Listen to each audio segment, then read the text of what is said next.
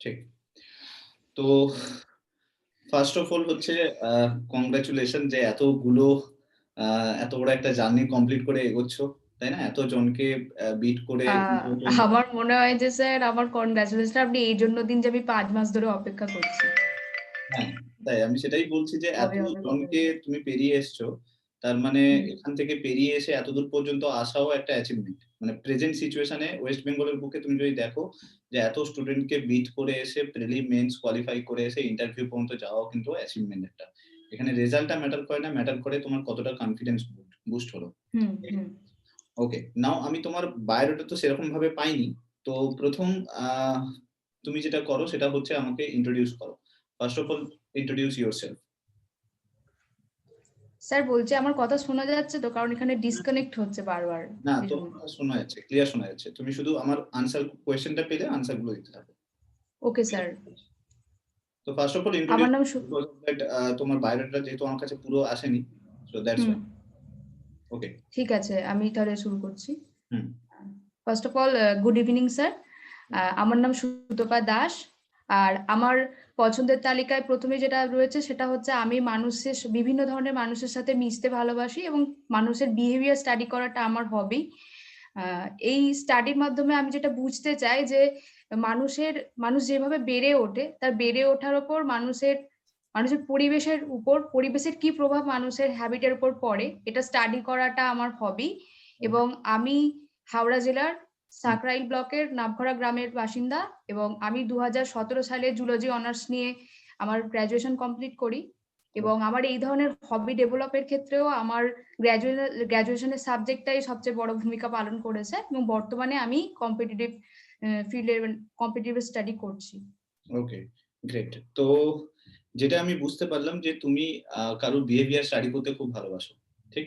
হুম, এবং অবজারভেশন করতে খুব ভালোবাসো। এবং হুম, আ যেটা দেখলাম যে তুমি হচ্ছে হাওড়া থেকে বিলং করো। কারেক্ট? হুম, একদম হুম, ঠিক বলছি? তো যেহেতু তুমি হাওড়া থেকে বিলং করো, সবথেকে obvious হুম, কোয়েশ্চেন যেটা আসে সেটা হচ্ছে যে হাওড়ায় সবথেকে মানে আমরা যদি দেখি নদী তো অনেকগুলোই আছে। তার মধ্যে একটা নদীর নাম বলো যেটা হচ্ছে সবথেকে বেশি ইউজ হচ্ছে প্রেজেন্টলি। সবথেকে বেশি ইউজ হচ্ছে মানে ইন এনি সার্কামস্ট্যান্সেস যেকোনো ওয়াটার দামোদর নদী। হ্যাঁ, যেকোনো নদী। দামোদর নদী। দামোদর নদীর এছাড়া কথাই আর বলবো। কি রয়েছে? হাওড়া শহর এছাড়া রয়েছে, কোন নদীটার তীরে রয়েছে? হাওড়া, হুগলি। কাইন্ডলি একবার রিপিট করুন, আপনার কথাটা কেটে গেল। যদি আমি তোমায় বলি যে হুম, বেসিক্যালি হাওড়ার পাশাপাশি আ আমরা জানি হাওড়া বলতেই হুম, মেট্রোপলিটন সিটিটাকেই আমরা বুঝি। তাই না? Kolkata hmm. Near by metropolitan city. ঠিক। তো এটা কোন নদীর তীরে রয়েছে?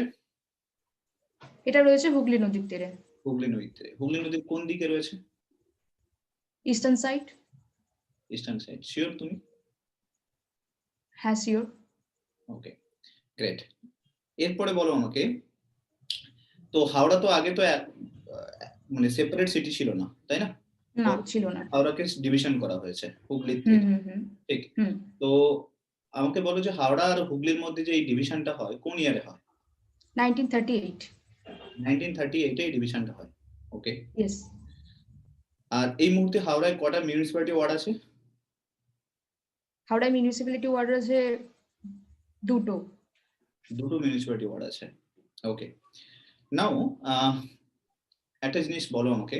দেখো প্রেজেন্টলি তুমি কাল বাদে পরশুদিন যখন তোমার জবের রেজাল্ট বেরিয়ে যাবে, তখন তুমি হুম, মানে পোস্টিংটা তোমার হবে একটা ডিসিশন মেকিং বডি হিসেবে। তাই না? অবশ্যই। মিশনারি সার্ভিসে always administrative decision making body হিসেবে কাজ করে।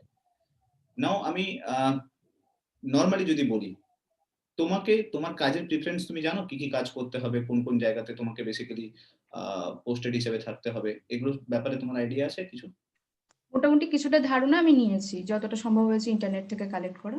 আচ্ছা। কি ধারণা হয়েছে একটু আমায় বলো?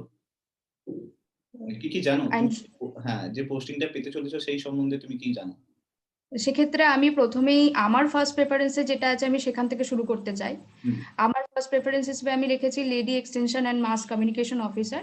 ওকে। এটার মূলত ব্লক লেভেলেই পোস্টিং হয়ে থাকে হুম, এবং মূলত এর কাজের যে ক্ষেত্র সেটার জন্যই এটাকে ফার্স্ট প্রেফারেন্স এ আমার রাখা। হুম, এখানে পোস্টিং পেলে আমাকে মূলত অ্যাডাল্ট লিটারেসিটাকে নিশ্চিত করার জন্য কাজ করতে হয়। এছাড়া যারা ব্যাকওয়ার্ড ক্লাসের ছেলেমেয়ে রয়েছে তাদের শিক্ষার যে অধিকার তার জন্য কাজ করতে হয়। আর তাছাড়া রয়েছে যারা বিশেষভাবে সক্ষম যারা রয়েছে তাদের পড়াশোনার দিকটাও নিশ্চিত করার ক্ষেত্রে আমাদের কাজ করতে হবে। ওকে, গ্রেট। নাও তার মানে একটা বলতে পারি যে মেইনলি তুমি যেটার উপর জোর দিচ্ছ যে প্রিফারেন্স হিসেবে তুমি লিটারেসিটাকে বেশি জোর দিচ্ছ, যে লিটারেসিটা হ্যাঁ, অবশ্যই আমি করাটা লিটারেসি মেইন ইম্পর্টেন্ট জিনিস। আচ্ছা, ওকে। নাও তুমি হাওড়া থেকে বিলং করো। হাওড়াতে অবভিয়াসলি ফিমেল লিটারেসি অনেক বেশি হাই, তোমরা জানো নিশ্চয়ই। চাইল্ড সেক্স রেশিও হুম, অনেক হুম। বেশি হাই, ঠিক? নাও একটা জিনিস আমাকে বলো, হোয়াই বাকি যে আমাদের যে ডিস্ট্রিক্ট গুলো রয়েছে, কেন হাওড়া থেকে পিছিয়ে? কেন হাওড়া এত বেশি লিটারেসিতে এগিয়ে যাচ্ছে বা চাইল্ড সেক্স রেশিও বা ফিমেল সেক্স রেশিওতে এগিয়ে যাচ্ছে? কেন? ডিফারেন্স কি আছে? কি মনে হচ্ছে? কোথায় সেক্ষেত্রে হাওড়া? আমার সেক্ষেত্রে আমার ব্যক্তিগত ধারণা যেটা, হাওড়া যেহেতু একসময়ের একটা ইন্ডাস্ট্রিয়াল হাব হিসেবেই তৈরি হয়েছিল এবং কলকাতা কেন্দ্রিক শাসন ব্যবস্থায় হাওড়ার যথেষ্ট গুরুত্ব ছিল। সেক্ষেত্রে হাওড়া থেকে বাইরের যে মাইগ্রেটরি পিপল যারা রয়েছে তারাও অনেক বেশি পরিমাণে তখনও এসেছেন, এখনো তারা বসবাস করছেন এবং সেক্ষেত্রে বলতে পারি যে অন্যান্য জেলার সঙ্গে হাওড়ার একটা কালচারাল ডিফারেন্স আছে। যেহেতু এখানে বিভিন্ন ধরনের মানুষ বসবাস করেন, তাদের প্রেফারেন্স গুলো অনেক ভিন্ন ভিন্ন ধরনের। সেক্ষেত্রে আমার মনে হয় যে তাদের যে চয়েসেস মানে সেক্স রেশিও বা ছেলে মেয়ের জন্মের হার ক্ষেত্রে সেগুলো অনেক বেশি ম্যাটার করেছে, যার জন্য কি এটা অন্য জেলার থেকে অনেকটা আলাদা হয়ে গেছে। ওকে। নাও এখানে তুমি একটা কথা বললে যে হাওড়া আগে ইন্ডাস্ট্রিয়াল হাব ছিল। মানে প্রেজেন্টলি ইন্ডাস্ট্রিয়াল হাব হুম। নেই হাওড়া। না, আমি না, প্রেজেন্টলি অবশ্যই আছে, কিন্তু প্রায়োরিটিটা চেঞ্জ হয়ে গেছে। তখন যেমন একটা বৃহত্তর শিল্পের ক্ষেত্রে গড়ে উঠেছিল, এখন মূলত এমএসএমই সেক্টরকে ঘিরেই তার চলাফেরা মানে রয়েছে আরকি। এখন সেই লেভেলের বড় ধরনের শিল্পটা একটু কম, যেহেতু বিনিয়োগের সমস্যা এসেছে। হুম। তো হাওড়া সেই হিসেবে ইন্ডাস্ট্রিয়াল আমি হাব বলতে তৎকালীন কথাটা বললাম। আগে যে ইন্ডাস্ট্রিয়াল হাব ছিল, তুমি যেটা বলছো, একটা নাম বলো আমাকে। যেকোনো একটা হাবের নাম বলো। কারণ অনেকগুলো ইন্ডাস্ট্রিয়াল হাব রয়েছে। তার মধ্যে একটা নাম বলে দাও যেখানে হাওড়া ইন্ডাস্ট্রিয়াল হাব হিসেবে আমরা জানি ওই হাবটার জন্য বেসিক্যালি, ওই ইন্ডাস্ট্রিটার জন্য। কোন ইন্ডাস্ট্রি? আ সেক্ষেত্রে ১ম এই বলতে পারি যে জাহাজ নির্মাণ শিল্প, যেটা সালকিয়াকে ঘিরে গড়ে উঠেছিল। ওকে। তার জন্য এখনো অনেক নাম রয়েছে হাওড়ার। Ship building industry. ওকে। আর কেউ? আর কিছু? আর কিছু মনে পড়ছে? এছাড়া পাট পাট শিল্প, পাট শিল্পের একটা বৃহত্তর অংশ এখনো হাওড়া লিড করছে। পাট শিল্প বা হাওড়াতে কোন কটন স্টিল শিল্প।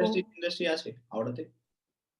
স্যার আপনার ভয়েসটা না কেটে যাচ্ছে। আমি অনেক পরে শুনতে পাচ্ছি। আমি সেজন্য আরকি আমার উত্তর দিতে প্রবলেম হাওড়াতে কি হচ্ছে। কোন স্টিল ইন্ডাস্ট্রি আছে? কি স্যার? হাওড়াতে কি কোন স্টিল ইন্ডাস্ট্রি আছে? শুনতে পাচ্ছ না? হ্যাঁ, স্যার আমি শুনতে পাচ্ছি, কিন্তু এই মুহূর্তে আমি ঠিক এটা রিকল করতে পারছি আচ্ছা, না। I am sorry. রিকল করতে পারছো না। ওকে, গ্রেট। নাও আমাকে বলো, কলকাতাকে সিটি অফ জয় বলে, কারেক্ট? হ্যাঁ, হ্যাঁ। সিটি অফ জয় বলে। কেন বলে? কলকাতাকে সিটি অফ জয় কেন বলে? কারণ তুমি হাওড়া কলকাতার পাশেই আছো। সবসময় শুনে এসেছো Kolkata city of joy, city of joy. কেন বলে সিটি অফ জয়? এই বিষয়টা সম্পর্কে আমার এই মুহূর্তে আমি অবগত নই। আমি জেনে নেব নিশ্চয়ই। হাওড়াতে কোন স্ল্যাম ফেমাস আছে এরকম জানো? এরকম কোন স্ল্যামের নাম তুমি জানো? যেখানে তোমাকে হয়তো পরবর্তীকালে পোস্টেড ও হতে পারে। তাই না? সেই যে স্ল্যামটা আছে সেই স্ল্যামটা ইন্টারন্যাশনালি খুব ফেমাস। এরকম কোন জায়গা জানো হাওড়ার আশেপাশে? Internationally famous. হাওড়ার কোনো স্ল্যাম এরিয়া যেটা ইন্টারন্যাশনালি খুব ফেমাস? ইন্টারন্যাশনালি ফেমাস এবং বিভিন্ন ফেমাস রাইটার তাদের যে নোভেল রয়েছে সেই নোভেলের নামটা মানে এই স্ল্যামটার নাম লিখেছে। যার জন্য আই এম সরি স্যার। আমরা কলকাতাকে বেসিক্যালি আ আগে তো তোমার হাওড়াকেই আমরা সিটি হিসেবে জানতাম। পরবর্তীকালে কলকাতা হুম, হুম। গড়ে ওঠে। তো যার জন্যই আমরা বলি যে ওই স্ল্যামটাতে গেলে লোকে বলে যে, যে জয় যেটা আনন্দ যেটা সেটা খুঁজে পাওয়া যায়। তাই জন্য কলকাতাকে সিটি অফ জয় বলে। সেই স্ল্যামটার নাম কি? আচ্ছা, আচ্ছা। তোমাদের আশেপাশে আছে এরকম কোন স্ল্যাম? না, আমি সিটি অফ জয় সম্পর্কেও যেহেতু অবগত নই, এই বিষয়টাও আমার অজানা রয়েছে। নাও আমাকে আরেকটা কথা বলো। ইন্ডিয়াতে কোন পপুলেশন বাড়ছে? স্ল্যাম পপুলেশন বাড়ছে আর রুরাল পপুলেশন বাড়ছে? একটু কাইন্ডলি রিপিট করুন না, আপনার কথাটা আমার আচ্ছা, মিসম্যাচ হচ্ছে ওকে, নো বারবার। প্রবলেম। বলছি ইন্ডিয়াতে প্রেজেন্টলি কোন পপুলেশন সবথেকে বেশি বেড়ে চলেছে? অ্যাকর্ডিং টু দ্যা 2011 সেন্সাস যদি দেখি আমরা, তাহলে কোন পপুলেশন সবথেকে বেশি বাড়ছে? Slum population or rural population? Rural পপুলেশনই সরি, স্লাম পপুলেশন ও রুরাল পপুলেশন বললেন। হ্যাঁ, আচ্ছা। এই দুটোর মধ্যে কোনটা বাড়ছে বেশি? পপুলেশন বাড়ছে কোথায়? জানা আছে? No sir. Okay, great. Now এরপরে বলো, হাওড়াতে তো অনেকগুলো ব্রিজ আছে না? তো প্রচুর ব্রিজ দেখেছি হুম। ওখানে। এদিক ওদিক যেদিকেই তাকাই শুধু ব্রিজ। ঠিক?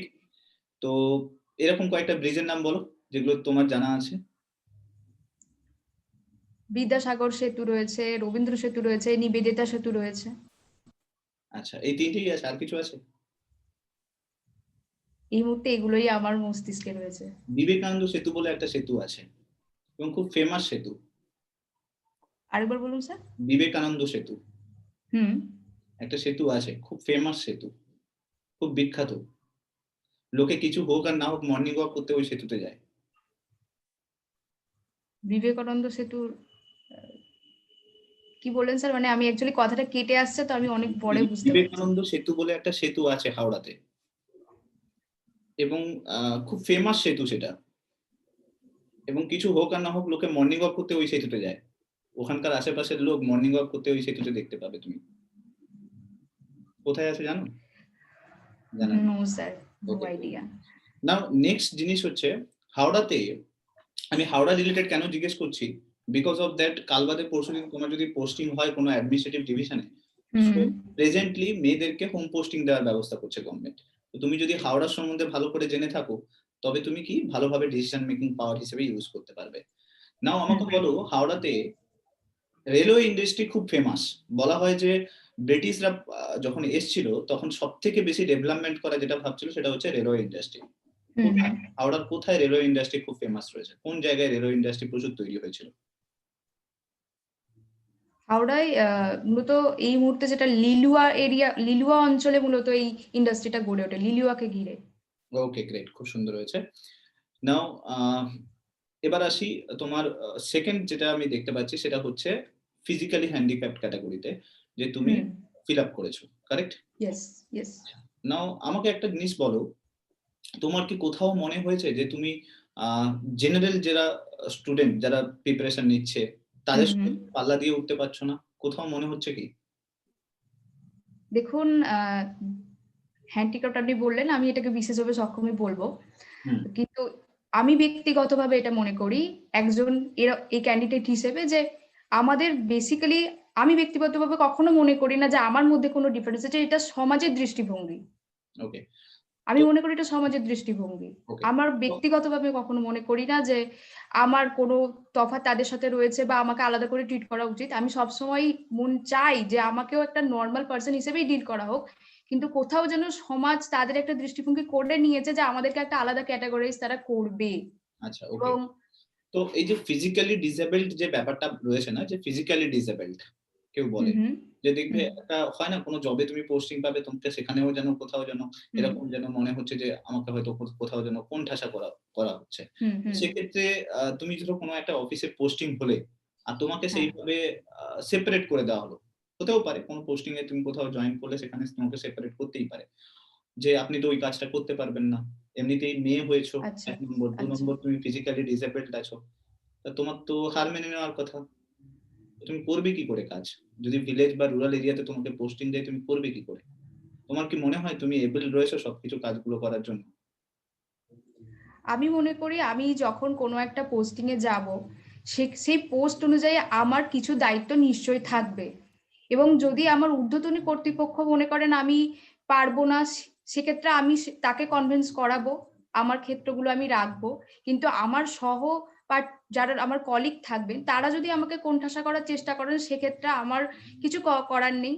যদি সেটা অতিরিক্ত হয়, আমার ঊর্ধ্বতন কর্তৃপক্ষ যারা থাকবে তাদেরকে আমি রিপোর্ট করব। কারণ আমি মনে করি আমি পোস্টিং পেলে আমার ব্যক্তিগত দায়িত্ব হুম, থাকবে এবং সেই দায়িত্ব অনুযায়ী কাজ করার সক্ষমতা দেখেই তারা আমাকে পোস্টিংটা দেবেন। ওকে, গ্রেট। খুব ভালো। এবার আমাকে বলো, নাও অ্যাডমিনিস্ট্রেটিভ পদে থাকাকালীন সবথেকে মেইন ইম্পোর্টেন্ট ক্রাইটেরিয়া কি? একজন আরেকবার অ্যাডমিনিস্ট্রেটর আরেকবার প্লিজ বলুন। আমি আপনার হ্যাঁ, কথাটা এলো বুঝতে না। পেরেছি। যদি কেউ অ্যাডমিনিস্ট্রেটিভ পদে জয়েন করে, পোস্টে জয়েন করে, যেরকম তুমি কাল বাদে হুম, পরশুদিন জয়েন করবে। তোমার কি মনে হয় হুম। সবথেকে মেইন পোটেনশিয়ালিটি একজন অ্যাডমিনিস্ট্রেটরের কি থাকা উচিত? কোন জিনিসটা তুমি খুব ইম্পোর্টেন্ট বলে ফিল করো? যে এইটা থাকলে সব আমার মনে হুম। হয় যে অ্যাডমিনিস্ট্রেটর হিসেবে সে ভালো কাজ করতে পারবে। কোন পোটেনশিয়ালিটি তুমি নিজের মধ্যে খুঁজে পাওয়ার চেষ্টা করবে?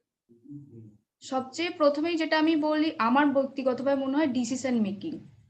ওকে, দ্বিতীয় আমি মনে করি নেগোশিয়েশন। ওকে, ডিসিশন কারণ আমি একটাই জিজ্ঞেস করেছি ডিসিশন মেকিং। হ্যাঁ, নাও হ্যাঁ, আমি তোমাকে একটা সিচুয়েশন দিচ্ছি। ঠিক? হুম তুমি ডিসিশন নিয়ে আমাকে দেখাও যে কি ডিসিশন নিতে পারবে তুমি। ঠিক? সামথিং ধরো তুমি অফিসে আছো, হুম ঠিক? তোমাকে একটা কল এলো যে ওইখানে এসডিও আসছে বা ডিএম আসছে, ইমিডিয়েটলি অ্যাপয়েন্ট হতে হবে ওখানে, যেতে হবে। হুম গাড়ি নিয়ে বেরিয়েছো, রাস্তায় বেরিয়েছো, হঠাৎ করে বাড়িতে ফোন আসছে যে বাড়িতে আগুন লেগে গেছে। কোনো কিছু গ্যাস লিক হুম হোক, কোনো কিছু হোক, হুম ইলেকট্রিক কোনো কিছু প্রবলেম হোক, যার জন্য আগুন লেগে গেছে। তোমাকে সেখানে হুম পৌঁছতে হবে। ঠিক আরো কিছু দূর এগিয়েছো, গাড়িতে করে যাচ্ছিলে তুমি। হঠাৎ করে দেখতে পাচ্ছ কি যে রাস্তায় কোথাও একটা অ্যাক্সিডেন্ট হয়েছে। আর সেই অ্যাক্সিডেন্টটা হওয়ার কারণে একজন প্রচন্ড অবস্থায় ইনজিওর্ড রয়েছে। ডিসিশন নাও তোমার ১ম কাজ কি হবে?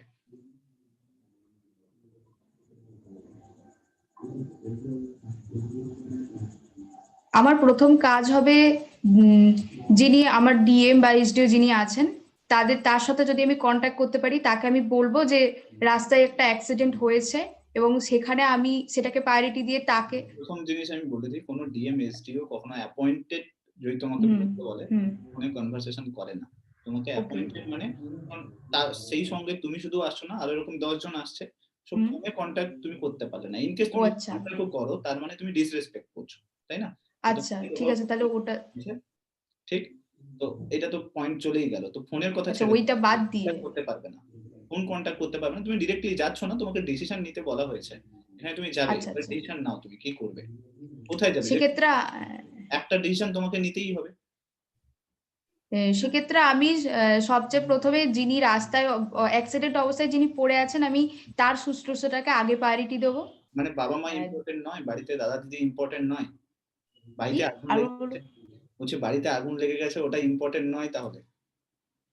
বাড়িতে আগুন লেগে গেছে যে আমার বাড়ির আশপাশে যারা রয়েছে যাদের সাথে আমরা এতদিন, আমার নেইবার্স যারা রয়েছে, আমি তাদেরকে সেই সময় তাদেরকে বলবো হেল্প করার জন্য, কারণ আমার আসতে বা ডিসিশন নিতে তো অনেকটা সময় লাগবে। কেন তো রাস্তায় সেই যে তারা ব্যবস্থা অ্যাক্সিডেন্ট করবে। হয়ে রয়েছে, যে অ্যাক্সিডেন্ট হয়ে রয়েছে, তাকেও তো রাস্তায় বলতে পারো, আশেপাশে যারা রয়েছে তাদেরকে বলতে পারো একে নিয়ে ইমিডিয়েটলি হসপিটালে যাও।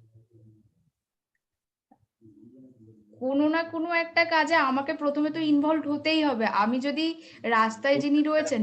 প্রবলেমটা ইনভলভ তো হতেই হবে। কিন্তু প্রবলেমটা হচ্ছে যে ডিসিশন কোনটা নেবে। নাও ডিসিশন নেওয়ার আগে ফার্স্ট ইম্পোর্টেন্ট জিনিস হচ্ছে হুম ডিসিশনের টাইমিং কখন রয়েছে। হ্যাঁ টাইমিং। আগুন সকালেও তো লাগতে পারে। অ্যাক্সিডেন্ট রাতেও তো হতে পারে। আমি হ্যাঁ বলছি কোন টাইমে হবে। না, আপনি তো সেটা বলেননি। তাহলে আগে ১ম এ জানতে হবে কোন কাজটা হচ্ছে, কখন হচ্ছে। আফটার হুম দ্যাট ডিসিশন নিতে হয়। ওকে গ্রেট। নাও নেক্সট বলো। Okay sir. ২০১১ সেন্সাস অনুযায়ী এটা দেখতে পাওয়া গেছে যে প্রায় 2.68 করোড় এরকম মানুষ রয়েছে ডিসেবলড ক্যাটেগরি থেকে বিলং করে। ঠিক? হুম হুম নাও আমাকে তুমি ক্লিয়ার করে বলো যে এই যে ডিসেবলড যারা রয়েছে তাদের জন্য কি সংবিধানে কোনো কিছু রয়েছে? আমাদের সংবিধান কি আমাদেরকে কোনো রাইট প্রোভাইড করে? এই ডিসেবলড মানুষদের জন্য কোনো কিছু ইকুয়ালিটি রাইট প্রোভাইড করে? কোথাও কি রয়েছে সংবিধানে? স্পেসিফিক্যালি তো ডিসেবল মানুষদের জন্য সেইভাবে কোনো অ্যাক্ট বা কিছু মানে সংবিধান স্বীকৃত কোনো আর্টিকেল বা ধারা তো নেই।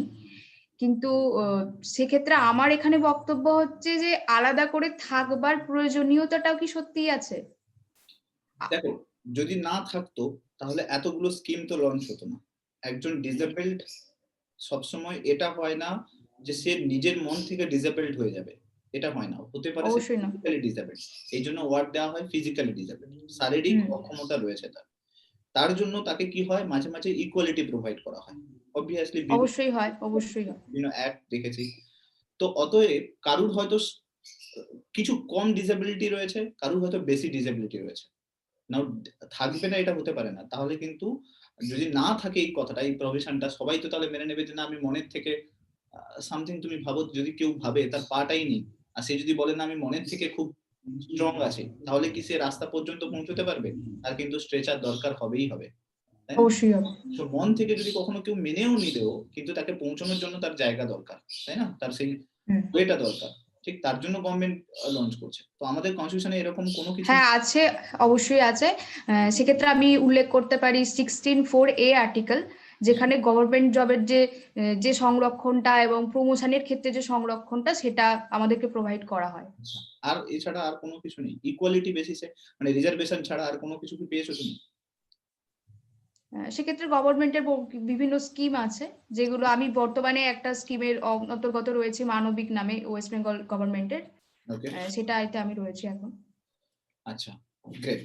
নেক্সট বলো, আমাকে একটা ক্লিয়ার কাট আইডিয়া দাও যে আই থিঙ্ক কাল বাদে পরশুদিন তুমি অফিসার হিসেবে পোস্টেড হবে, সেখানে গভর্নেন্সটা খুব ইম্পর্টেন্ট হয়ে যাবে, তাই না? হুম।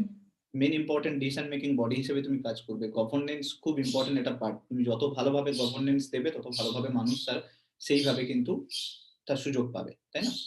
ডিফারেন্স বিটুইন গুড গভর্নেন্স আর ই গভর্নেন্স, এটা ডিফারেন্স কি আছে? সরি স্যার, ই গভর্নমেন্টস হ্যাঁ, বলতে? গুড গভর্নেন্স কি জিনিস আর ই গভর্নেন্স কি জিনিস? এই যে বলে না একজন অ্যাডমিনিস্ট্রেটরকে গুড গভর্নেন্সের দিকে জোর দেওয়া উচিত, ঠিক? আবার গভর্নমেন্ট বলতে থাকে না একজন অ্যাডমিনিস্ট্রেটরের ই গভর্নেন্সের দিকে জোর দেওয়া উচিত। না, এই দুটোর মধ্যে ডিফারেন্স কোথায়?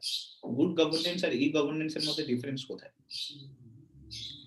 ই গভর্নমেন্ট সম্পর্কে ধারণাটা আমার যেহেতু স্পষ্ট নয়, আমি ডিফারেন্সটা বলতে পারবো না। গভর্নেন্স কি জিনিস জানো? Good governance, what is good governance?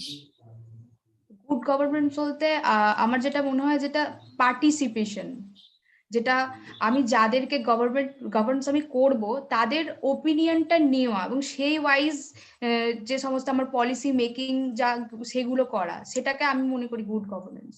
Okay, great. নাও আমাকে একটা কথা বলো, এখন সবথেকে বেশি অ্যাডমিনিস্ট্রেটরদের যেটা তকমা দেওয়া হয় যে কারাপশন করছে, তাই না? আমরা বলি হুম হুম সবাই কি প্রচুর অ্যাডমিনিস্ট্রেটররা প্রচুর কারাপশন করছে, যার জন্য আমরা সুযোগ পাচ্ছি না। ইচ এন্ড এভরি ওয়ান আজকালকার দিনে হুম মানুষ কন্টিনিউয়াসলি এটা ডিমান্ড করে যে আমাকে ঠিকমতো সুযোগ পাচ্ছি না কেন? না কারাপশন হচ্ছে। ইন্ডিয়াস হুম র‍্যাঙ্ক কত কারাপশন পারসেপশন ইন্ডেক্সে? 108। 8 র‍্যাঙ্ক। ওকে, গ্রেট। নাও আমাকে বলো, কারাপশন ফ্রি যদি তোমাকে সোসাইটি বানাতে হয়, ধরো তুমি যেখানে পোস্টিং আছো হুম সেখানে হুম কারাপশন ফ্রি সোসাইটি তুমি বানাতে চাও, বা কারাপশন তোমার অফিসে থাকবে না এরকম তুমি কিছু করতে চাও, কি কাজ করতে পারবে তুমি এরকম যার জন্য কারাপশন হবে না? দেখুন, আপনি যেটা প্রথমেই বললেন যে আমাদের বর্তমান সময়ের সমস্যাই হচ্ছে সব জায়গাতেই আমরা কারাপশনটা দেখতে পাচ্ছি। আমি ব্যক্তিগত, যেহেতু আমি প্রথমেই শুরুতে বললাম আমার হবি যেহেতু বিহেভিয়ার স্টাডি করা, যেটুকু আমার আমি বুঝেছি যে কোথাও যেন এটা একটা সাইকোলজিক্যাল ইস্যু।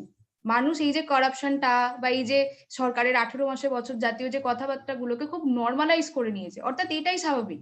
হুম, আপনি যদি তাদেরকে স্বাভাবিক জিনিস করতে দেন, তারা অস্বাভাবিক ভাবে। সরকার যদি এখন বলে যে 30 দিনের মধ্যে কাজ করে 30 দিনে দিয়ে দিল, সেটা মানুষের মেনে নেওয়ার এবিলিটি নেই, কারণ সেটা তখন অস্বাভাবিক হয়ে যাবে।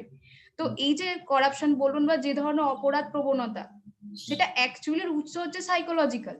সেক্ষেত্রে আমি পোস্টেড যদি হয়, আমাকে দায়িত্ব দেওয়া হলে আমি মেন্টাল হেলথের উপরে জোর দেবো। মানুষকে এটা বুঝতে হবে যে শুধু শরীরটাকে পুষ্ট করাটাই সব নয়, আমি যেখান থেকে আমার ভাবনা চিন্তার উৎপত্তি হচ্ছে সেই জায়গাটাকেও ঠিক করার একটা প্রয়োজনীয়তা রয়েছে, এবং তার রিলেটেড যা কিছু স্কিম আনার বা যা কিছু সেটা আমি ইমপ্লিমেন্ট করার চেষ্টা করব। মানে দ্যাট মিন তুমি বলতে চাইছো যে তুমি কাউন্সেলিং করবে, তাই তো? ইয়েস, হ্যাঁ, কাউন্সিলিং। মানুষদেরকে কাউন্সেলিং করবে যে যাতে তারা এরকম ভাবে না দেয়, টাকাগুলো না দেয়। গুড, এটা একটা ভালো দিক। হুম এবার আমাকে বলো, নাও হুম এরকমও তো হতে পারে যে তুমি যখন স্টেপ নিচ্ছ তখন তোমার কোনো বড় অফিসার বা বড় যারা রয়েছে তারা তোমার এগেইনস্টে যেতে পারে। আর একজন তুমি মেয়ে হয়ে সেই জিনিসটা অবভিয়াসলি তাদের সঙ্গে পেরে উঠবে না। তাই তো? ঠিক বলছি কিনা বলো? পেরে উঠবে না তো? হ্যাঁ, এই ধরনের সমস্যা আসতেই পারে, আমাকে বলতেই পারে, কিন্তু আমি আবারও বলবো, আমাকে যদি দায়িত্বটা দেয়া হয়, কিছু আইনগত ক্ষমতা আমার হাতে নিশ্চয়ই থাকবে। হুম, আমি সেগুলো অ্যাপ্লাই করে প্রথমে তো তাদের সাথে নেগোশিয়েট করার চেষ্টা করব। যদি তারা না মানেন, সেক্ষেত্রে আমি আইনগত ব্যবস্থা নেবো আমার হাতে যতটুকু থাকবে। হুম। আমার হাতে যতটা ক্ষমতা থাকবে আমি তার সবটা দিয়ে চেষ্টা করব, কারণ আমি একটা সিস্টেমের অংশ। আমি পুরোটা পরিবর্তন করতে পারবোও না, কিন্তু যতটা আমার আছে তার 100% চেষ্টা আমি করতেই পারি। ওকে, গ্রেট। খুব ভালো কথা। এরপরে বলো, অবভিয়াসলি মেয়ে হলে অবভিয়াসলি কোথাও জব জয়েন করলে এরকম একটা প্রেশার থাকে, ট্রান্সফারেবল জব, বাবা-মা থাকবে না, হুম পরবর্তীকালে একটা ফ্যামিলি হুম ইস্যু থাকে, তাই না? এরকম কি হুম চিন্তা হুম ভাবনা মাথার মধ্যে আছে যে পরবর্তীকালে এরকম যদি কিছু হয় ট্রান্সফারেবল, এরকম সিস্টেম তো অবভিয়াসলি জবের মধ্যে রয়েছে। তাহলে কি এই জবটা ছেড়ে দিয়ে অন্য কোথাও কোনো কিছু চিন্তা ভাবনা, বা এই জবের সঙ্গে থাকতে এইসব কিছু করবে, এগুলো কি তুমি মেনে মানে কন্টিনিউ করতে পারবে এরকম এতে তোমার প্রেশারে? ফ্যামিলি ইস্যু বলছেন? হ্যাঁ, এই ফ্যামিলি তো অবভিয়াসলি বিয়ে হলে তো একটা ফ্যামিলি ইস্যু থাকেই, তাই না? তার উপরে এত প্রেশার, তো এগুলো কি হ্যান্ডেল করার ক্ষমতা রয়েছে তোমার? হ্যান্ডেল করতে পারবে? সেক্ষেত্রে স্যার আপনি যদি এটাই বলেন যে আমার নিজের ব্যক্তিগত ভবিষ্যতের চিন্তা ভাবনা বা আমার বিয়ে বা আমার ফ্যামিলি, প্রথমত তো এ ধরনের কোনো প্ল্যানিং আমার নেই। আচ্ছা, আহ, আমি ব্যক্তিগতভাবে যেটা মনে করি, আমার নিজের যে আদর্শ সেটা হচ্ছে যে আমি নিজে যে সমস্যাগুলো দিয়ে গেছি, আমি আমি সেই সমস্যার সমাধান প্রোভাইড করতে চাই। দ্বিতীয় হচ্ছে এখানে আমি সমাজেরই একটা পয়েন্ট উল্লেখ করে ব্যাখ্যাটা দিতে চাই। যেহেতু আমাদেরকে সমাজ থেকে সেপারেট করা রয়েছে, হুম, হুম, সেহেতু আমার নিজের বিয়ের ক্ষেত্রেও খুব স্বাভাবিকভাবে সেটা হবে না। আমি সেটাকে আমার অপরচুনিটি লাগাতে চাই যাতে আমাকে বিয়েই না করতে হয়। আচ্ছা, আমার মূল উদ্দেশ্যটা হচ্ছে যে আমি যে কষ্টগুলো, যে সাইকোলজিক্যাল ইস্যু, যে পরিবারে বড় হওয়ার জন্য, এই রুরাল এরিয়াতে বড় হওয়ার জন্য যেগুলো আমি পাইনি, আমি মনে করি যে অ্যাওয়ারনেস না থাকাটা সবচেয়ে বড় সমস্যা বর্তমান সময়। সেই অ্যাওয়ারনেস ক্রিয়েট করাটার থেকে আমি চাই যে এটাতে কাজ করতে। এবং রইল বাকি আমার ফ্যামিলি, এবং আমার ফ্যামিলিতে আমার ভাই রয়েছে, তো ওর সমস্ত দায়িত্ব ও নিতেই পারবে, যথেষ্ট এবেল রয়েছে। আমার ব্যক্তিগত যতটা দায়িত্ব আমি করব, কিন্তু আমি মনে করি অ্যাজ আ মানুষ হিসেবে শুধু পরিবারের জন্য নয়, সমাজের প্রতিও আমার একটা দায়িত্ব আছে, আমি সেটাতে বেশি ফোকাস করতে চাই।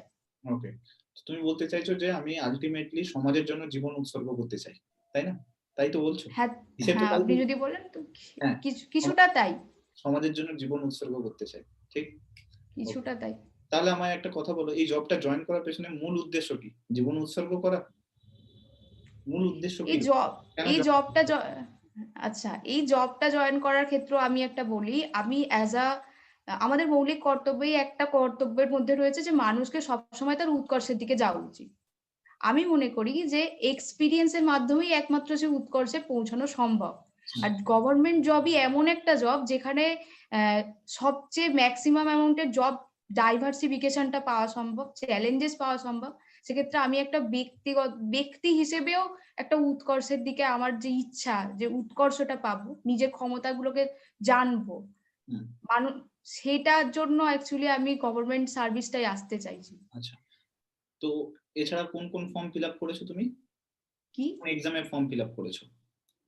আর মানে কোন কোন এইটা ছাড়া আর এক্সামের কোন ফর্ম? এক্সাম দিচ্ছ? হ্যাঁ, আমি মূলত পিএসসি, পাবলিক সার্ভিস কমিশনের আন্ডারে যত ধরনের পরীক্ষা হয় দিয়ে থাকি, যেমন ডাব্লিউবিসিএস, মিসলেনিয়াস, ক্লার্কশিপ সমস্তই করি এবং দিই। ঠিক আছে। ওকে, তুমি এক্ষুনি বললে আমার উৎকর্ষের দিকে যাওয়ার খুব ইচ্ছে আছে। মানে লাইফের একটা মেইন এইম দাঁড়িয়ে গেছে উৎকর্ষের দিকে যাওয়া। তার মানে এটা আমি ধরে নিয়ে যেতে পারি যে তুমি আজকে মিসেলিনিয়াস এর অফিসার হিসেবে জয়েন করবে। কাল বাদে পরশুদিন আবার যদি এই ধরনের তুমি পড়াশোনা করে যাও তো WBCS ও পেয়ে যাবে। তার মানে তুমি এই জবটা ছেড়ে দেবে। হিসেব তো তাই বলছে উৎকর্ষের দিকে তুমি যেতে চাইছো। ছেড়ে দেবে তাহলে। এই জবটা তাহলে ভালো ছিল না, ওই জবটার দিকে তাহলে যাবে। কারণ লাইফে উৎকর্ষ ইম্পোর্টেন্ট না? দেখুন, সেক্ষেত্রে তো সবারই একটা প্রেফারেন্স থাকে যে নিজের জীবনে সে সবচেয়ে বেস্টটা অ্যাচিভ করবে, এতে তো কোনো ভুল নেই। আর এই মুহূর্তে এটা আমার অপরচুনিটি এবং আমি 100% এর জন্য কমিটেড। আমি সেই জব কবে পাবো বা, কিন্তু ততদিন আমার অভিজ্ঞতা যা কিছু সেটা অ্যাজ আ বিশেষ অফিসার হয়ে গেলেও সেখানে আমি আরো ভালো কাজ করতে পারবো, কিন্তু প্রথমে যে অপরচুনিটিটা আছে সেটা আমার 100% কমিটেড আমি সেটাতে। তোমার কি মনে হয় না কোথাও তুমি কিছু ক্যান্ডিডেটদের সঙ্গে কোনো কিছু প্রবলেম ক্রিয়েট করছো? তাদের জন্য সমস্যা তৈরি করছো? কারণ হয়তো কিছু স্টুডেন্টের এম আছে যে সে মিসেলিনিয়াস সার্ভিসের জন্যই পড়াশোনা করছে। আবার কিছু আচ্ছা, স্টুডেন্টের এম আছে সে WBCS এর জন্য পড়াশোনা করছে। ঠিক? যখন তুমি এই জবটায় জয়েন করবে তার মানে একটা স্টুডেন্টের একটা সিট তো চলে গেল। আবার কাল বাদে পরশুদিন তুমি যখন অন্য একটা এই জবটা ছেড়ে দিয়ে যখন অন্য একটা জবে যাবে, আল্টিমেটলি তুমি ওই জায়গাটায় একটা গ্যাপ তৈরি করছো। সেই স্টুডেন্টটা হয়তো চান্স পেয়ে যেত। তাই না? সো কোনটা ডিসিশন নিচ্ছ? এই জবে থাকার ডিসিশন নেওয়া হচ্ছে না পরবর্তীকালে যে ভালো জায়গায় যদি অপরচুনিটি পাও তাহলে তুমি সেই জায়গায় চলে যাওয়ার চিন্তা ভাবনা হচ্ছে। কোনটা তোমার মাইন্ডের মধ্যে কোনটা ফিক্স আছে যে আমি ভালো জব পেলে তাহলে আমি ছেড়ে দিয়ে চলে যাব। না শুধুমাত্র এই জবেই থাকতে চাই। এই জবে ভালো প্রমোশন পেয়ে ভালো জায়গায় যেতে চাই। কোনটা? দেখুন, আমি এটা কখনোই বলবো না যে এই জবে থেকে প্রমোশন পেয়ে ওঠা সেটা আমার কখনোই আমার প্রায়োরিটি নয়। কিন্তু আমি আবারও বললাম, এইটা এই মুহূর্তে আমার ফিনান্সিয়াল ইন্ডিপেন্ডেন্স পাওয়াটা যেটা খুব জরুরি, যাতে করে কি আমি আমার এক্সট্রা কারিকুলাম গুলোকে আরো ভালো করে এনরিচ করতে পারি। তার জন্য এই মুহূর্তে এটাই আমার কাছে সব। আচ্ছা, গুড, কিন্তু অবশ্যই আমি এটাতে থাকবো এরকম ডিসিশন তো নিশ্চয়ই নিইনি। গুড। না আমাকে বলো, এই যে রিসেন্টলি আমাদের মুখ্যমন্ত্রী স্বাস্থ্য সাথী প্রকল্প স্টার্ট করেছে। ঠিক? হ্যাঁ, হুম। কতটা স্কিমটা মানুষের জন্য ভালো হবে? তোমার কি মনে হয়? দেখুন ব্যক্তিগতভাবে যেহেতু এখনো আমি উপভোক্তা নই, কিন্তু যতটা আমি নিউজ চ্যানেল থেকে জানতে পেরেছি যে অনেক ক্ষেত্রেই অনেকে সুবিধা পেয়েওছেন, আবার অনেক ক্ষেত্রে সুবিধা পানওনি। এক্ষেত্রে একটা সুবিধার একটা কথা সুবিধার কথা বলছি না। আমি বলছি এই স্বাস্থ্যসাথী প্রকল্প যে হুম, সবার হুম। জন্য করে দেওয়া হয়েছে, এটা কতটা ভালো? মানুষের জন্য কতটা ভালো? তোমার কি মনে হয়? ভালো না খারাপ? মানে তোমার পয়েন্ট অফ ভিউ কি আছে? যে এই স্বাস্থ্যসাথী প্রকল্পটা কতটা ভালো হবে, কতটা খারাপ হবে? তোমার পয়েন্ট অফ ভিউ কি বলছে? আমার পয়েন্ট অফ ভিউ থেকে যদি বলেন, অবশ্যই স্কিমটা খুবই ভালো। মূলত যে যাদের ক্রনিক ডিজিজ রয়েছে বা অপারেশন করার ক্ষেত্রে অনেকটা এখানে মিনিমাইজ করা হচ্ছে কস্টটা। সেক্ষেত্রে সাধারণ মানুষের ক্ষেত্রে তাদের যে আরোগ্য লাভের ক্ষেত্রে অনেকটা বেশি হেল্প হবে। স্কিমের দিক থেকে তো ডেফিনিটলি যে সমস্ত প্রভিশনস উল্লেখ করা আছে মানুষের জন্য এটা খুবই ভালো, খুবই বেনিফিটেড। তাহলে তোমার কি মনে হয় না যে আ যে সবার জন্য যদি কোন একটা স্কিমকে আমি যদি তৈরি করে দিই, সেই স্কিমের জন্য প্রপার ইনফ্রাস্ট্রাকচার প্রয়োজন আছে। এই মুহূর্তে ওয়েস্ট বেঙ্গলে জনসংখ্যা যেটা দাঁড়াচ্ছে, হুম, হুম। সেই ওয়েস্ট বেঙ্গলের সমস্ত জনসংখ্যার সমস্ত মানুষকে যদি আমি একটা স্কিমের আওতায় নিয়ে আসি এবং সম্পূর্ণ ফ্রি স্বাস্থ্য ঘোষণা করে দিই, কোথাও না মনে হচ্ছে নাকি যে এইখানে ইনফ্রাস্ট্রাকচারটা ঠিকমতো নেই। এতজনকে হেলথ সার্ভিস প্রোভাইড করার জন্য এতজন ডক্টর এভেইলেবল নেই, এতজন নার্স এভেইলেবল নেই। কোথাও কি মনে হচ্ছে যে এগুলোর কোথাও কোনো প্রবলেম আছে, সমস্যা আছে? নিশ্চয়ই, সেটা তো আমরা এই করোনার পরিস্থিতিতেও সেটা আরো বেশিভাবে প্রকট হয়েছিল যে স্বাস্থ্যক্ষেত্রের উন্নতিটা কতটা প্রয়োজন, এবং অবশ্যই পরিকাঠামোগত অপর্যাপ্ততাও রয়েছে। এবং রিসেন্টলি কেন্দ্রীয় সরকারের বাজেটেও স্বাস্থ্য খাতে প্রায় ১৩৭% বরাদ্দ বৃদ্ধি করা হয়েছে। সেক্ষেত্রে রাজ্য সরকারের ক্ষেত্রেও তাদেরও বরাদ্দ বাড়বে। সেক্ষেত্রে প্রথমেই পরিকাঠামোগত উন্নতিটা দরকার। যদি আমরা কোনো স্কিমের সফলতা চাই, তো প্রথমে সেই ইনফ্রাস্ট্রাকচারটা ডেভেলপ করা অবশ্যই দরকার। তাহলে তবেই একটা স্কিমের সফলতা আসবে। পরিকাঠামোগত ডেভেলপ না করে, উন্নয়ন না করে আমরা যদি কোন স্কিমকে সর্বসাধারণের জন্য তৈরি করে দিই, বলে দিই যে হ্যাঁ, তোমরা সবাই ইউজ করতে পারবে। তাহলে কি মানুষ সেগুলো সবকিছুই পেয়ে যাবে? সেগুলো কি উপকারিতা কিছু পাবে? আর তোমার কি মনে হয় কোন স্কিমকে সবার জন্য করে দেওয়াটা ভালো? কি না মনে হয়? কিভাবে কখনোই স্কিমগুলোকে ইমপ্লিমেন্ট করবে? না, কোনো স্কিমই সবার জন্য করা কখনোই আমি মনে করি না যে ভালো। কারণ এক্ষেত্রে দেখুন প্রত্যেকটা স্কিমেরই কিছু ক্রাইটেরিয়া থাকে, সেই জন্যই উল্লেখিত থাকে। কারণ এখানে একটা কোথাও যেন সম্পদের যে ডিস্ট্রিবিউশনটা এখানে ঠিকঠাক নেই। সেক্ষেত্রে যারা প্রথমত যাদের একেবারে প্রয়োজন, হুম। প্রয়োজনীয় তাদের কাছে সেগুলো পৌঁছানো। তার মানে বলতে এবং চাইছেন যে স্বাস্থ্যসাথী প্রকল্প সবার জন্য যেটা করে দেওয়া হয়েছে, সেটা সবার জন্য ভালো নয়। তাই বলতে চাইছো? না, না, সেক্ষেত্রে আমি মনে করি যে অপচয় সেটা। আমি অপর যদি তার মানে তুমি বলতে চাইছো যে মুখ্যমন্ত্রী আমাদের রাজ্যের মুখ্যমন্ত্রী ডিসিশন ভুল নিচ্ছেন। সেটাই বলছো? এমনটা আমি কখনোই বলছি না। দেখুন, মুখ্যমন্ত্রী স্কিমটা ঘোষণা করেন এটা ঠিক কথা। কিন্তু গ্রাউন্ড লেভেলে কি পরিস্থিতি সেটা দেখবার দায়িত্ব উনার তো থাকে না। সেখানে ওনার আর যাদের সেই দায়িত্বটা আছে তাদের ঠিকঠাকভাবে তাদের সেই পরিসংখ্যান করা, সেই ডাটাগুলো বা পলিসি মেকিংটা আরকি। সেক্ষেত্রে আরো বেশি আমি বলব যে উম মানে সেনসাসটা আরো ঠিক করা উচিত। প্রয়োজনীয় জায়গা কাদের সেগুলো ডিফারেনশিয়েট করা উচিত। তুমি বলছো যে পলিসি মেকিং এ কোথাও না কোথাও প্রবলেম হচ্ছে। তাই তো? যে এই আরেকবার বলুন পুরো স্যার? ডেটাটা দেওয়া পর্যন্ত মুখ্যমন্ত্রীর কাছে যাওয়া পর্যন্ত হ্যাঁ, হ্যাঁ, কোথাও না হ্যাঁ, কোথাও হ্যাঁ। ভুল আছে। সেই গ্রেট, সেই পদ্ধতিতে সমস্যা রয়েছে। ঠিক। গ্রেট। নাও আমাকে বলো ২ টো জিনিস।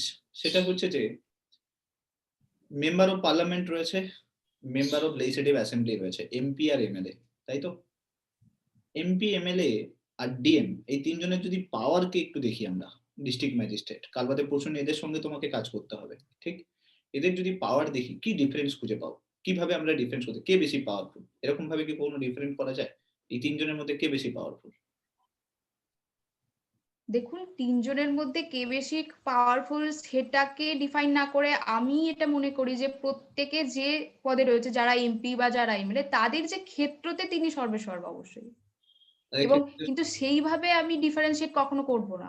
না আমি বলতে চাইছি প্রত্যেকের আলাদা, আলাদা দায়িত্ব আছে। তাদের আলাদা, আলাদা ক্ষেত্র আছে কাজের। সেই জায়গা থেকে আমি এটা বলতে পারি। বাট এভাবে আমি কখনো ডিফারেনশিয়েট করব না। আচ্ছা গ্রেট। নাও এরপরে বলো আমাকে যে তোমার জি স্যার। জুলজি অনার্স আছে, কারেক্ট? হুম, হুম, হুম, হুম, তো তুমি জুলজি অনার্স তোমার আমি দেখছিলাম রেজাল্টও খুব ভালো আছে মোটামুটি। প্রায় 70% এর কাছাকাছি সব রেজাল্ট আছে। জুলজি অনার্স করেছো। হুম, হুম। জুলজি অনার্স করে কেন অ্যাডমিনিস্ট্রেটিভ চিন্তা ভাবনাটা কেন এলো হঠাৎ করে? কিসের জন্য? যে আমি দেখুন অ্যাডমিনিস্ট্রেশন কাজ করতে চাই। দেশের মানুষের জন্য কাজ করতে চাই। কেন এলো হঠাৎ? অ্যা দেখুন আমার অনার্স চলাকালীন যেটা আমি সবচেয়ে বেশি ফিল করেছিলাম সেটা হচ্ছে আমাদের শিক্ষা পদ্ধতি। হুম, এখানে আমার ভীষণ রকম আমি সাবজেক্টটাকে যতটা ভালোবেসে গ্রহণ করেছিলাম শেখার জন্য কেবলমাত্র পরীক্ষা দিতে, দিতেই আমার ৩ বছরটা শেষ হয়ে গেল।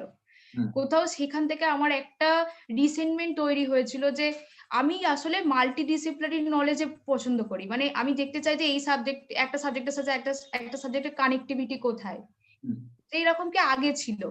হুম, আগে যেমন আমরা দেখুন যে অ্যারিস্টটল তিনি অনেকগুলো সাবজেক্টে একসাথে ফাদার বলা হয় তাকে।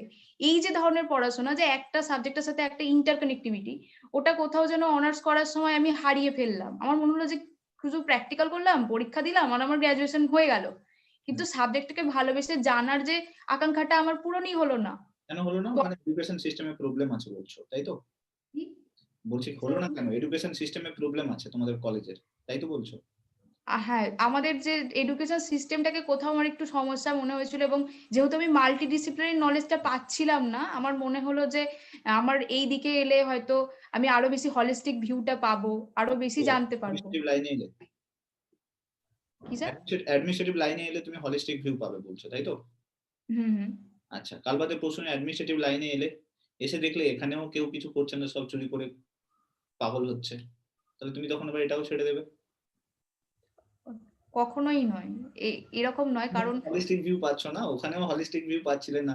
এখানে এলে এখানেও হলিস্টিক ভিউ পাচ্ছ না। তো তুমি কি না, করবে? এক্ষেত্রে আমার দেখুন আমি অ্যাডমিনিস্ট্রেটিভ যে ক্ষেত্রে আসতে চাইছি এবং তারপরেও যেটা আমি আগেও বললাম যে এখান থেকে আমার আরো কিছু একটু নিজেকে এক্সপ্লোর করার জায়গাটা সেখানে আমার কলিগরা কাজ করুক বা না করুক। আমি আমার ব্যক্তিগত স্তরে আমার দায়িত্ব ব্যবহার করে করতে দেওয়াই হলো না। এরকম অনেকে থাকে এসডিও পোস্টিং, বিডিও পোস্টিং হাজার, হাজার জন পেয়ে যাবে। তোমাকে কাজ করতেই দেবে না। বলবে তুমি কিছু করবে না। তুমি বসে থাকো চেয়ারে। আছে? তোমার তো কোনো পাওয়ার নেই। বসের উপরে নিশ্চয়ই পাওয়ার নেই। বিডিওকে তুমি বলতে পারো না যে, "না আমি কাজ করতে যাবো।" তো দ্যাট মিনস তোমার holistic view গেল। তো তুমি ওটা ছেড়ে দিয়ে সেক্ষেত্রে আবার কোনদিন ট্রাই করবে নাকি? না, সেক্ষেত্রে আমি একটা কথা বলতে চাই দেখুন, আমি যখন একটা পদে বসছি তখন সেইখানে দায়িত্বে আমি বাঁধা। আমার ঊর্ধ্বতনী কর্তৃপক্ষ যদি আমাকে কাজ করতে না দেয়, ইটস ওকে। কিন্তু আমি যখন সেই পদ থেকে বেরিয়ে এস আ মানুষ হচ্ছি, যখন আমি শুধুই সুতপা হচ্ছি, হুম। তখন আমার ব্যক্তিগতভাবে আমি অনেক ব্যক্তিগত কিছুই জীবনে করতে পারবো। ব্যক্তিগত জীবনে তুমি তো এখনই আছো। এখনই কাজ করতে পারবে। পদের দরকার হ্যাঁ? নেই তো। বলছি ব্যক্তিগত জীবনে সুতপা তুমি এখনই তো রয়েছো। হুম। সেখানে পদের আর দরকার নেই তো। কিন্তু সুতপা হিসেবেই কাজ সেই করতে পারবে। কাজটুকু সেই তখন কাজটুকু করার জন্য একবার পদ থেকে বেরিয়ে এলে, চেয়ার থেকে বেরিয়ে এসে অফিস থেকে বেরিয়ে এলে তোমাকে কেউ চিনবে না যে তুমি একজন মিসেলিনিয়াস সার্ভিসের অফিসার হিসেবে পোস্টিং আছো। তখন তুমি সুতপা হিসেবেই জানবে। তো আমার হুম। কোয়েশ্চেনটা এটা যে তুমি যখন বললে যে আমি কলেজে থাকাকালীন যে সুযোগটা পাইনি, তার জন্য আমি এটাকে চুজ করলাম। ঠিক? তাহলে তুমি এখানে এসে তোমাকে কাজ করতে দেওয়া হলো না। তখন তুমি অন্য কিছু চুজ করার জন্য চিন্তা ভাবনা করবে। কথাটার মধ্যে কোথাও না কোথাও ডিফারেনশিয়েট খুঁজে পাচ্ছ কি? যে যখনই আমি ওটা পেলাম না তখন আমি এটাকে চুজ করলাম। তার মানে এখানেও তুমি যদি না পাও, কাল বাদে পরশুদিন তুমি অন্য কোথাও ট্রাই করবে। তার মানে এই পোস্টটা যে তুমি যে জয়েন করতে চলেছো, এই পোস্টটার মধ্যে তোমার আকাঙ্খা, আকর্ষণ সবকিছুটা ডাইভার্সিফিকেশন এর উপর দাঁড়িয়ে রয়েছে। যে যদি আমি পাই তবে আমি থাকবো, যদি না পাই তাহলে থাকবো না। তাহলে অন্য কিছু দেখবো। না স্যার, এমনটা নয়। কারণ আবারও বলছি আপনি যেটা বললেন, হ্যাঁ, আমি সুতোভা হিসেবে এখনো কাজ করতে পারি। কিন্তু সেই কাজের ক্ষেত্রটা তৈরি করার জন্য যে ফাইন্যান্সিয়াল সিকিউরিটিটা চাই, একটা সামাজিক যে স্টেজটা চাই, পরিচিতিটা চাই, যেটা অ্যাকচুয়ালি হিস্ট্রির ভাষায় বলতে গেলে ব্র্যান্ডিং যেটা গান্ধীজি করেছেন বা যা কিছু আমাদের নেতারা, এই যে জিনিসটা দরকার, সেটা একটা জবের মধ্যে আমি নিশ্চিত পাবো। সেটা আমার ঊর্ধ্বতন কর্তৃপক্ষ আমাকে কাজ করতে দিক বা না দিক, সেই জায়গাটা আমার তৈরি হবে। আমি সেই জায়গাটাকে কাজে লাগিয়ে তখন কিন্তু আমার ব্যক্তিগত যে ইচ্ছাগুলো পূরণ করতেই পারবো। গুড। যেটা এই মুহূর্তে করা সম্ভব নয়। ওকে। খুব ভালো ব্যাপার। নাও লাস্ট কোয়েশ্চেন আমি একটা জিনিস করব। সামথিং ধরো এতজন ইন্টারভিউ দিয়ে গেল ধরো সামথিং। সারাদিনে ৫-১০ হুম। জন করে ইন্টারভিউ দিয়ে গেল। আমাকে একটা জিনিসে কনভিন্স করিয়ে দাও যে আমি তোমাকে কেন নিব? কনভিন্স করিয়ে দাও। এমন একটা ইউনিক পয়েন্ট আমাকে বলে দাও যে এই কারণে আমি তোমাকে সিলেক্ট করে নিব। বলে দাও আমাকে কিছু পয়েন্ট। যে কেন তোমাকে আমি নেব, বাকিদেরকে কেন নেব না, তাদের কি দোষ ছিল আর তোমার মধ্যে কি কোয়ালিটি আছে, আমাকে এরকম 5টা পয়েন্ট বলে দাও। প্রথমত তো বাকিদের যারা ইন্টারভিউ দিতে যাবে তাদের সম্পর্কে আমার কোনো ধারণা নেই, তো তাদের মধ্যে কি নেই সেটা আমার পক্ষে বলা সম্ভব নয়। আর দ্বিতীয়ত আমি ব্যক্তিগতভাবে যেটা বলি সেটা হচ্ছে আমি এই গভর্নমেন্ট এটাকে অ্যাজ আ গভর্নমেন্ট এমপ্লয়মেন্ট হিসেবে দেখি না, আমি এটাকে অ্যাজ আ পাবলিক সার্ভেন্ট হিসেবে দেখি। আমি পদে অ্যাজ আ পাবলিক সার্ভেন্ট হিসেবে পড়তে চাই, কোনো গভর্নমেন্ট এমপ্লয় হিসেবে নয়। এবং আমার নিজের যে ব্যক্তিগত ধারণা যে গভর্নমেন্টের সঙ্গে মানুষের যোগসূত্র স্থাপন করার দায়িত্ব আমাদের, আমি এই আদর্শে বিশ্বাস করি। কারণ প্রোগ্রাম ইমপ্লিমেন্টেশনের দায়িত্বে যদি আমরা থাকি, আমরাই সরকারকে রিপ্রেজেন্ট করব, আমি এই ধারণায় বিশ্বাসী। দ্বিতীয় হচ্ছে আমার ভিশন, আমি এই পথটাকে কাজে লাগিয়ে কতটা দূর কি ধরনের কাজ করতে চাইছি, সেখানে আমার মনে হয় যে আমার একটা ইউনিকনেস অবশ্যই আছে। কি ইউনিকনেস আছে? তোমারও ভিশন আছে। যে এসেছিল আগের বারে, এর আগে যে ইন্টারভিউ দিতে এসেছিল সেও বলছিল আমার প্রচুর পাবলিকের জন্য কাজ করার খুব ইচ্ছে। আমার ভিশন একদম 2025 পর্যন্ত চলছে। 5 বছরের চলে, আমার 15 বছরের চলছে। ইউনিক কি আছে তোমার ভিশনের মধ্যে? তোমাকে কেন নেব আমি? ইউনিক বলে দাও, ইউনিক জিনিস বলে দাও। যে এই কারণে স্যার আমাকে নিন, আমি রাজি। আমি এই কাজগুলো করার জন্য রাজি। কোন কাজ? সবাই পাবলিক সার্ভিস করতে চায়। এখানে যারা ইন্টারভিউ দিতে আসছে তারা কেউ এখানে এসে কেরানির কাজ করতে চাইছে না। সবাই বলছে আমি দেশের সেবা করতে এসেছি। আমাকে বলে দাও কি কারণে আমি তোমাকে নেব, ইউনিক জিনিস বলে দাও। যে 5 জনের মধ্যে এই কোয়ালিটি আপনি পাবেন না, আমার মধ্যে এই কোয়ালিটিটা রয়েছে। এটা কি কারণ? আমি মূলত এক তো প্রথমে যে জায়গাতে আমি পোস্টিং হই, আমার ব্যক্তিগতভাবে মনে হয় যে স্কিমের সুবিধা পাইয়ে দেওয়াটা যতটা ইম্পর্টেন্ট, টাইমের মধ্যে সেটা পাইয়ে দেওয়া বেশি প্রয়োজনীয়। ওকে, গুড। তো প্রথমেই আমার যেটা উদ্দেশ্য থাকবে যে কি কারণে এই ডিলে গুলো হচ্ছে, সেই জায়গাগুলোতে আমার যতদূর ক্ষমতা সেটাকে মিনিমাইজ করা। কারণ স্কিমটা পাইয়ে দেওয়াই সব নয়, যখন যেটা যার দরকার সে সময়ের মধ্যে পাচ্ছে কিনা সেটা দেখাটাও খুব দরকারি। আমি এটা ইনসিওর করতে চাই। দ্বিতীয় যেটা আমি ইনসিওর করতে চাই সেটা হচ্ছে, আবারও বলবো, অ্যাওয়ারনেসের উপর গণতন্ত্রটা সম্পূর্ণ দাঁড়িয়ে রয়েছে। মানুষের এক তো নিজের দায়িত্ব সম্পর্কে অ্যাওয়ারনেস কম, মানুষ অ্যাজ আ প্রজা হিসেবে, মানে গণতন্ত্র একটা জনসাধারণ হিসেবে সরকারের থেকে তাদের কি প্রাপ্তি, আমি এই অ্যাওয়ারনেসের ক্ষেত্রটায় কাজ করতে চাই, যাতে মানুষের সাথে গভর্নমেন্টের যে সম্পর্ক, যে বিশ্বাসযোগ্যতা, এই যে সরকারের মানে 18 মাসে বছর, এই ধারণাটা আমি পরিবর্তন করতে চাই, মানুষের মধ্যে অ্যাওয়ারনেস এনে গভর্নমেন্টের কাছে মানুষকে সহজে পৌঁছে দিয়ে। আর জুলজি যে পড়াশোনা করেছো, এই জুলজিটাকে কোথায় কাজে লাগাবে? অ্যাডমিনিস্ট্রেটিভ ফিল্ডে কোথাও কাজে লাগাতে পারবে? দেখুন, জুলজি বলতে তো শুধু এক তো যেটা বলা হয় প্রাণীবিদ্যা, অবশ্যই সেটুকু নয়, এর ক্ষেত্রটা সেটুকু নয়। জুলজি পড়ার সময় আমরা ইকোলজি, এনভায়রনমেন্ট সম্পর্কে অনেক কিছু পড়েছি, আর সবচেয়ে ইম্পর্টেন্ট এনিম্যাল বিহেভিয়ার, যেখান থেকে আমার নিজের হবিই ডেভেলপ হয়েছে। তো অবশ্যই একটা হবি তো আমি আমার সাথেই ক্যারি করছি, যেটার মাধ্যমে আমি মানুষের সাথে নেগোসিয়েট করে তাদের কাছে অনেক বেশি ভালোভাবে পৌঁছতে পারবো। আর যেহেতু আমি আগেও বললাম যে আমি নিজেকে মনে করি যে আমি সরকারকে রিপ্রেজেন্ট করব, সেক্ষেত্রে আমার কাজের খতিয়ান দিয়েই কিন্তু সরকারের ভাবমূর্তি অনেক বেশি ক্লিয়ার হবে। তো বলছি না, আমি বলছি জুলজিটাকে কোথায় কাজে লাগাবে? অ্যানিমেল জুলজি বিহেভিয়ার বুঝতে পারলাম। কোথায় কাজে লাগবে? কোন ক্ষেত্রে? গভর্নমেন্ট তোমাকে স্কিম দিলে কোন স্কিমে তুমি এইসব জিনিসগুলোকে ইউজ করতে পারবে? গভর্নমেন্টের কোনো স্কিম ইমপ্লিমেন্টেশনের ক্ষেত্রে এই যে মানুষের মধ্যে অ্যাওয়ারনেস তৈরি করা, যে কিভাবে এটাকে পাওয়া যেতে পারে। অনেস্ট তো তুমিও করতে পারবে, যে সায়েন্স হুম নিয়ে হুম পড়েছে সেও করতে পারবে, যে ইংলিশ অনার্স পড়েছে সেও করতে পারবে। আমার কথা হচ্ছে তুমি এই যে জুলজি মানে প্রাণীবিদ্যা নিয়ে যে তুমি পড়েছো, এটাকে তুমি কোথায় ইমপ্লিমেন্ট করতে পারবে? এক কোন তো কাজ এরকম করতে পারবে যেখানে তুমি এই তোমার পড়াশোনাটাকে কাজে লাগাতে পারবে? সেক্ষেত্রে যদি সরকারের কোনো হেলথ রিলেটেড স্কিম হয়, আচ্ছা। সেই জায়গাতে আমি বিশেষ কিছু আয়োজন করতে পারি। এক তো মানুষের মধ্যে পুষ্টিমূল্যর যে একটা শিক্ষা, সেটাকে জাগ্রত করার ক্ষেত্রে আমি আমার নলেজটাকে সেখানে ইউজ করতে পারি। দ্বিতীয়, পরিবেশ রক্ষার বিষয়টাকে আমি সুরক্ষা করার জন্য বিশেষ কিছু ব্যবস্থা নিতে পারি। পরিবেশের সঙ্গে মানুষের সম্পর্ক কতটা সুন্দর আর কতটা প্রয়োজনীয়, সেই দিকটাকে হাইলাইট করার জন্য কিছু বিশেষ কাজ করতে পারি। এখানে আমি আমার নলেজটাকে কাজে লাগাতে পারবো। ওকে, ওকে, খুব ভালো হয়েছে ইন্টারভিউ। নাও আমি তোমাকে কিছু পয়েন্ট উল্লেখ করে দিতে চাই যে কোন জায়গাগুলোতে তোমার হ্যাঁ ফল্ট স্যার। হচ্ছে। ঠিক না? Okay sir. প্রথম ইম্পর্টেন্ট, আমি একটা কোয়েশ্চেন ধরে জিজ্ঞেস করছি। প্রথম যখন তুমি কোয়েশ্চেন জিজ্ঞেস করলাম যে ইন্ট্রোডিউস করো নিজেকে, ঠিক? হুম, হুম। নাও এখানে কোথায় ভুল হয়েছে তোমার? প্রথম জিনিস হচ্ছে কখনো নিজের হবিকে, একটা জিনিস জেনে রাখো, তোমার ইন্টারভিউ তুমিই লিড করবে। Each and every okay. Point তুমি যেগুলো বলছো সেগুলোর উপরেই কোয়েশ্চেন ফ্রেম করা হবে। তোমাকে যদি বলে ইন্ট্রোডিউস ইউরসেলফ, তুমি যদি হবি বলে দাও তাহলে তোমার হবি থেকেই স্টার্ট হবে। কি বললাম? হুম, হুম, হুম। হবি সঙ্গে, সঙ্গে কোনো কিছু বললে সেখান থেকে স্টার্ট হবে। অতএব তোমার পুরো ইন্টারভিউটাকে তোমাকে নিজেকে লিড করতে হবে। তুমি এরকম, এরকম ওয়ার্ড, এরকম, এরকম জিনিস তোমাকে বলতে হবে যেগুলোর সঙ্গে তুমি অলরেডি অ্যাওয়ার হয়ে গেছো। যেরকম আমি তোমাকে বললাম ইন্ট্রোডিউস ইউরসেলফ। তুমি বললে কিছুটা বললে যে তুমি বিহেভিয়ারটাকে ভালো লাগে, অ্যানিমাল বিহেভিয়ারকে বোঝার চেষ্টা করো, মানুষের বিহেভিয়ারকে বোঝার চেষ্টা করো। It's your hobby.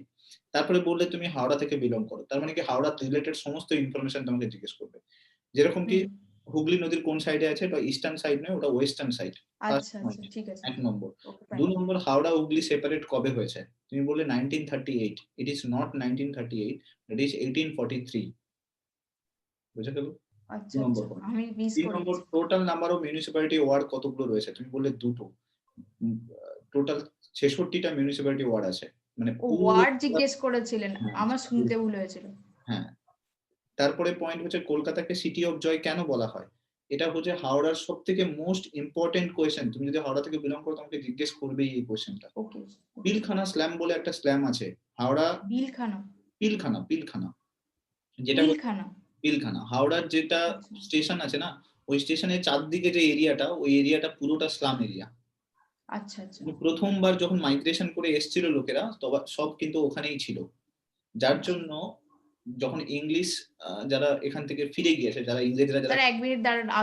আমি কপিটা নিয়ে নোট করে নিই। আমি নাহলে মাথায় আমার ভুলে যাবো আমি। এটা আমি রেকর্ডেড ভার্শনও তোমাকে দিয়ে দেবো। সেখান থেকেও তুমি দেখতে পারবে। রেকর্ড হচ্ছে যদিও। তো এই যে স্ল্যামটা, এই হুম। স্ল্যামটা বেসিক্যালি কিন্তু খুব ইম্পোর্টেন্ট একটা স্ল্যাম, এবং মাইগ্রেশন যখন হয়েছিল তখন কিন্তু প্রথমবার এইসব স্ল্যাম এরিয়াগুলোতে লোকেরা এসেছিল। এবং এখান থেকেই ওকে। পুরো চারদিকে কাজ-টাজ করতো। তো তাই জন্য এটাকে বিভিন্ন ইংলিশ লিটারেচার যারা লিখেছে তারা একে কলকাতাকে সিটি অফ জয় বলতো এই পিলখানা স্ল্যামের জন্য। ঠিক আছে? এটা আমি বলে দিলাম কিন্তু তোমাদেরকে। স্যার পিলখানা উম এটা এরিয়ার জন্য আগে আগে কলকাতাকে আগে নাম ছিল। সিটি অফ জয় কেন? সিটি অফ জয় কেন বলা হচ্ছে? হ্যাঁ, কলকাতাকে সিটি অফ জয়, কারণ কলকাতা তো আগে ছিল না। আগে তো হাওড়াটাকেই মেট্রোপলিটন সিটি হিসেবে দেখা হতো। পরবর্তীকালে নিয়ার বাই সিটি হিসেবে কলকাতাকে আমরা দেখেছি। কি বললাম বুঝতে পেরেছো? সো যখন আচ্ছা, ইংরেজরা যখন গিয়েছিল না, তখন ওরা ওই স্লাম এরিয়াটাকে দেখেছিল, যেটা একদম হাওড়া ব্রিজের পাশেই আছে। হাওড়া ব্রিজ থেকে নেমে আচ্ছা, আচ্ছা। স্টেশন চত্বরে তুমি যতটা স্লাম এরিয়া দেখবে, পুরোটাই কিন্তু ওই স্ল্যাম আছে। কি বললাম বুঝতে পেরেছো? হুম, তাই জন্য ওটাকে সিটি অফ জয় বলে। হুম। ঠিক হাওড়া রিলেটেড একটু সার্চ করবো উইকিপিডিয়া, একটু সার্চ করবে এইসব নাম পাবে। আচ্ছা, এটা আমি আচ্ছা, তোমাদেরকে আচ্ছা। বলে দিলাম। নাও নেক্সট হচ্ছে বিবেকানন্দ সেতু। বালিতে যে ব্রিজটা আছে ওটাই হচ্ছে বিবেকানন্দ সেতু। বালি ব্রিজ যেটাকে বলি। ২ টো ব্রিজ ও আছে। একটা আচ্ছা। হচ্ছে নিবেদিতা সেতু আর একটা হচ্ছে নিবেদিতা সেতু আর বিবেকানন্দ হ্যাঁ, সেতু। সেকেন্ড যেটা ব্রিজ যেটাকে সেটা সেকেন্ড হুগলি ব্রিজ যেটাকে আমরা বলি, সেটা হচ্ছে নিবেদিতা সেতু। আর নেক্সট হচ্ছে এই যে আমাদের বালির উপরে যে ব্রিজটা আছে সেটা হচ্ছে বিবেকানন্দ সেতু। এগুলো কিন্তু ভুলতে আচ্ছা, হবে না। আচ্ছা। হাওড়ার উপরে কিন্তু খুব ইম্পোর্টেন্ট। রেলওয়ে স্টেশন, হুম। ওল্ডেস্ট রেলওয়ে স্টেশন, এবং সেই সঙ্গে, সঙ্গে রেলওয়ে ওয়ার্কস যেগুলো হচ্ছে লিলুয়া বলেছো, খুব সুন্দর। ওটা কিন্তু খুব ভালো হয়েছে। কয়েকটা কোয়েশ্চেনের আনসার খুব সুন্দর, সুন্দর আনসার দিয়েছো হাওড়া রিলেটেড। যেরকম কি ইঞ্জিনিয়ার্স হাব, তুমি নিজে বললে ইঞ্জিনিয়ার্স হাব, তোমাকে কোয়েশ্চেন জিজ্ঞেস করে দিতে পারে। যেরকম কি শালিমার পেইন্ট, সবথেকে বড় ইঞ্জিনিয়ার যদি তুমি দেখো, বার্নপুর স্টিল আমরা যেটা দেখি সেটাও কিন্তু আচ্ছা, আচ্ছা। হাওড়াতেই রয়েছে। তাই না? এগুলো তোমাকে মনে রাখতে হবে। আচ্ছা, এগুলো বলে দিলাম। তারপরে তোমাকে জিজ্ঞেস করবে, যেটা আমি তোমাকে ফিজিক্যালি রিলেটেড, আ আ ডিসেবিলিটি রিলেটেড যেগুলো তোমাকে জিজ্ঞেস করলাম।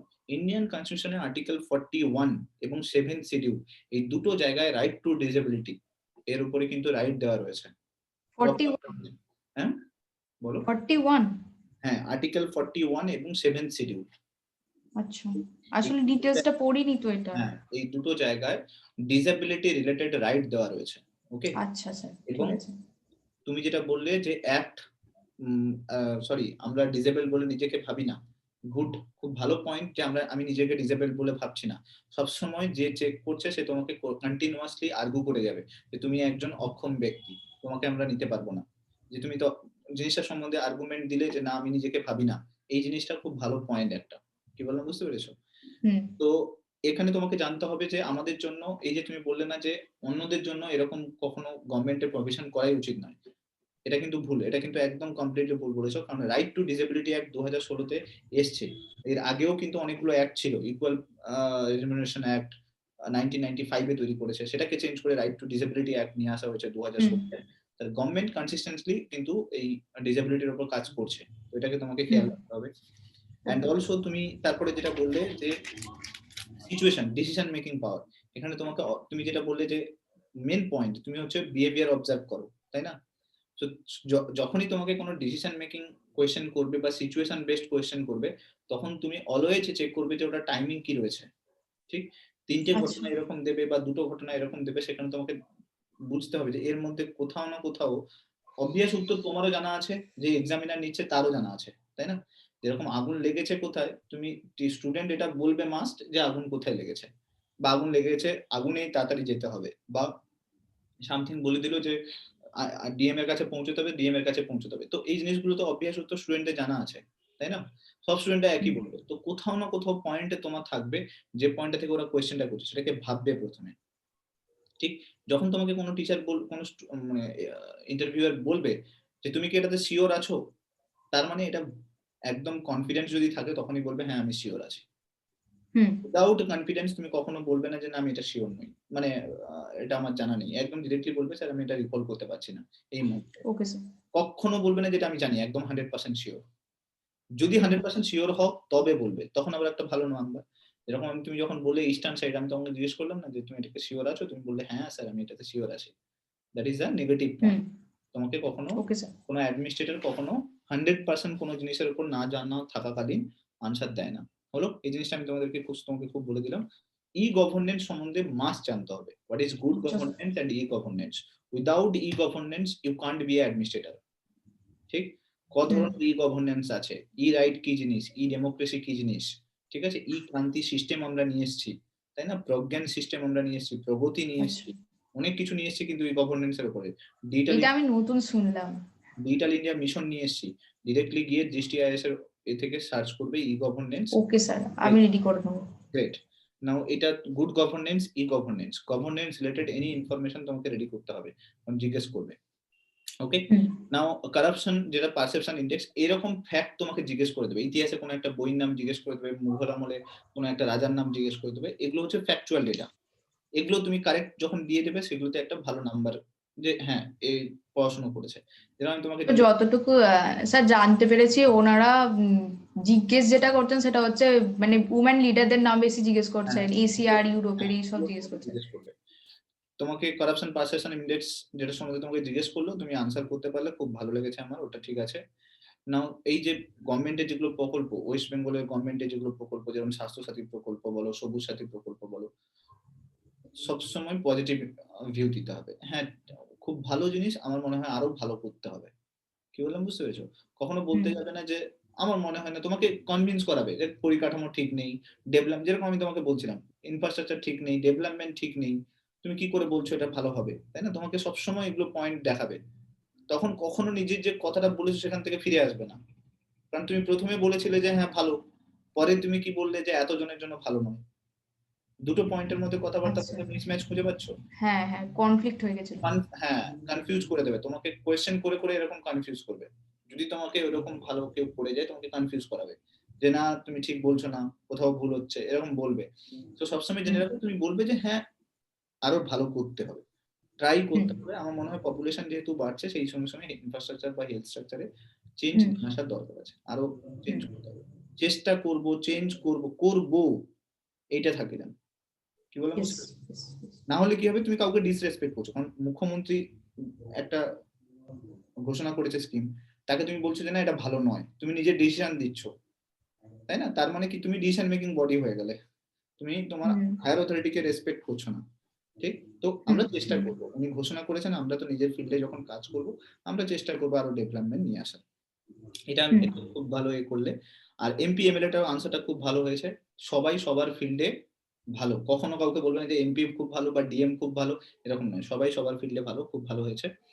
নাও আরেকটা যেটা জিনিস তোমাকে আমি জিজ্ঞেস করছিলাম যে কেন আমি তোমাকে নেব, 5টা পয়েন্ট এরকম বলো, এরকম তোমাকে কোয়েশ্চেন করতে পারে যে কি জন্য নেব, আমাকে বলে দাও এই কারণগুলো। তো এইখানে একটা খুব ভালো জিনিস যে তুমি তোমার পজিটিভ দিকগুলোকে বলবে, তার সঙ্গে সঙ্গে নেগেটিভ দিকগুলোকেও বলবে, যে আমার মধ্যে কি নেগেটিভিটি রয়েছে আর কি পজিটিভিটি। পজিটিভিটি গুলোকে এমফাসাইজ করতে হবে। যেরকম তোমাকে যদি বলে তোমাকে কেন নেবে, তখন তুমি বলবে যে আমি একটা মেয়ে হয়ে গ্রামের বুকে অনেক মেয়ে এরকম আছে যারা ঠিকমতো করে স্বনির্ভর প্রকল্পের সহায়তা পাচ্ছে না, আমি তাদেরকে হেল্প করতে পারি। গ্রামের হুম, বুকে এরকম অনেকে আছে যারা হচ্ছে ঠিকমতো করে অ্যানিমেল অ্যাওয়ারনেস ঠিকমতো নেই, যে কিভাবে গবাদি পশু প্রতিপালন করতে হয়, এগুলোকে ভালোভাবে করতে হয়, সেগুলোকে আমরা হেল্প করতে পারি, তাদেরকে স্বনির্ভর গোষ্ঠীর আওতায় নিয়ে আসে। মানে কাজ তো তোমরা স্বনির্ভর গোষ্ঠীর আওতায় করবে, হুম, সেগুলোকে আমরা ভালোভাবে করতে পারি, আরো ডেভেলপমেন্ট নিয়ে আসতে পারি, তাদেরকে অ্যাওয়ারনেস করতে পারি। এটা তুমি বলেছো খুব ভালো, নিউট্রিশন, এনভায়রনমেন্ট এগুলোর কথা বলতে হবে। এগুলো খুব ভালো জিনিস, এগুলো বলতে হবে।